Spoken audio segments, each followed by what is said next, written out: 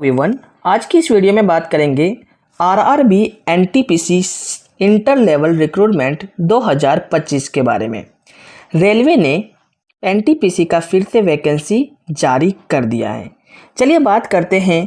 ये जो वैकेंसी है आपका CEN 2025 के नाम से जाना जाएगा।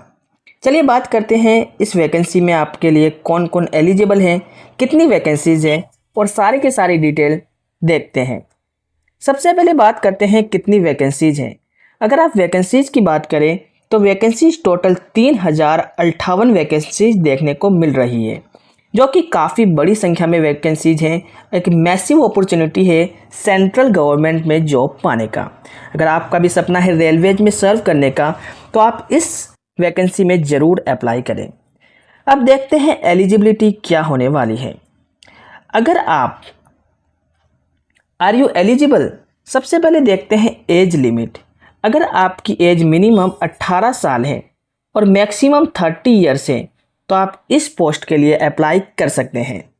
आपकी जो एज काउंट होने वाली है 1 जनवरी 2026 से काउंट होगी। साथ ही साथ इसमें आपको एज रिलैक्सेशन भी दिया जाएगा, जिसमें SC, ST साथ ही साथ OBC कैंडिडेट को उसके गवर्नमेंट के रूल्स के हिसाब से आपको एज रिलैक्सेशन भी मिलने वाला है।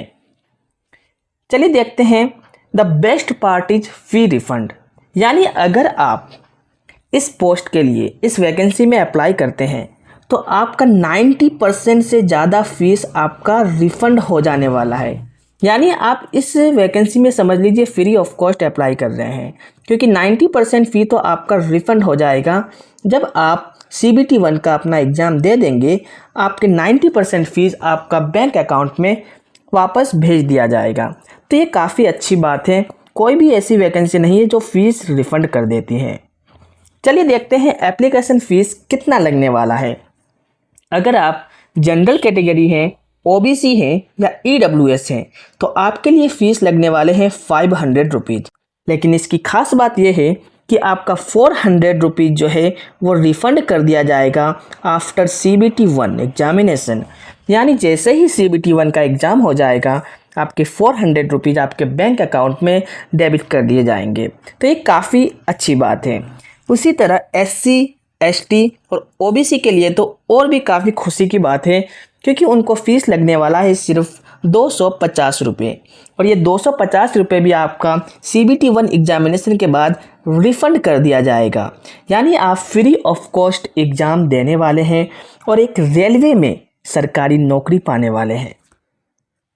अब देखते हैं कि जॉब कौन कौन सी आपको यहाँ पर मिलने वाली है।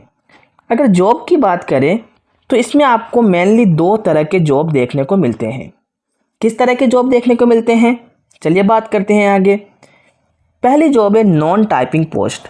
नॉन टाइपिंग पोस्ट में आपका कॉमर्शियल कम टिकट क्लर्क, इस तरह की पोस्ट आपको देखने को मिलेगी। इसी तरह टाइपिंग पोस्ट में आपको जूनियर क्लर्क कम टाइपिस्ट वगैरह, अकाउंटेंट वगैरह की जॉब देखने को मिलेगी। क्वालिफ़िकेशन दोनों के लिए सेम रखी गई है, 12th पास। इसमें भी 12th पास रखा गया है। 50% अगर आपने 12th पास किया है तो आप इस पोस्ट के लिए एलिजिबल हैं। यानी आपके 12th में 50% मार्क्स होने ज़रूरी है। क्योंकि नॉन टाइपिंग पोस्ट है तो इसमें आपको स्किल टेस्ट नहीं देना होगा, जबकि टाइपिंग टेस्ट के लिए आपको स्किल टेस्ट भी रिक्वायर्ड होगा। यानी अगर टाइपिंग टेस्ट पोस्ट के लिए जैसे जूनियर क्लर्क और अकाउंटेंट के लिए अगर आप अप्लाई करते हैं तो आपको टाइपिंग स्पीड भी देना होगा। अब बात करते हैं सिलेक्शन प्रोसेस कैसे होने वाला है। सबसे पहले आपका CBT 1 एग्जामिनेशन होगा।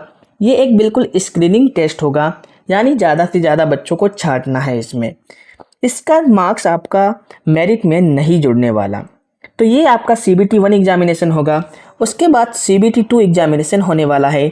इसी के मार्क्स के बेसिस पर आपको जॉब मिलने वाली है। यही आपका मेरिट मेकर होने वाला है CBT 2 एग्जामिनेशन। अगर आप CBT 2 एग्जामिनेशन पास कर लेते हैं तो TTE वगैरह के पोस्ट के लिए आप डायरेक्ट अपॉइंट हो जाएंगे। लेकिन अगर आपने अकाउंटेंट साथ ही साथ क्लर्क वगैरह के पोस्ट के लिए भी अप्लाई करना चाहते हैं तो आपको साथ में साथ स्किल टेस्ट भी देना होगा।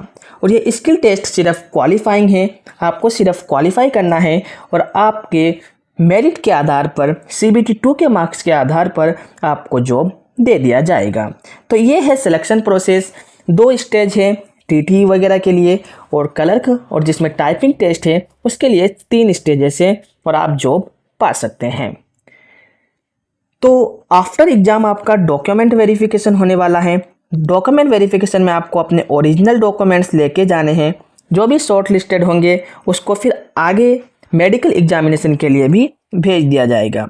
जैसे ही आपका मेडिकल एग्जामिनेशन हो जाएगा आपको फाइनल अपॉइंटमेंट लेटर दे दिया जाएगा और आपकी नौकरी पक्की हो जाएगी।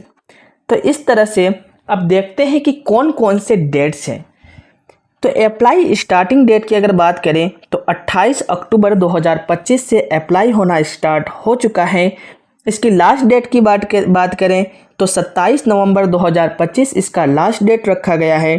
फ़ी पेमेंट लास्ट डेट 29 नवंबर 2025 तक आप फीस को पेमेंट कर सकते हैं। साथ ही साथ करेक्शन विंडोज भी ओपन होने वाला है। अगर आपका अप्लाई करते करते कुछ गलत हो जाता है तो आप करेक्शन के लिए 30 नवंबर से 9 दिसंबर तक अपने फॉर्म में करेक्शन कर सकते हैं। तो आप इसका स्क्रीनशॉट लेकर रख सकते हैं। ये सारे के सारे इम्पोर्टेंट डेट्स हैं। अब देखिए अप्लाई कैसे करना है। अप्लाई करने के लिए आप RRB का ऑफिशियल वेबसाइट पर जा सकते हैं। लिंक आपको डिस्क्रिप्शन में और फर्स्ट कमेंट में दे दिया गया है।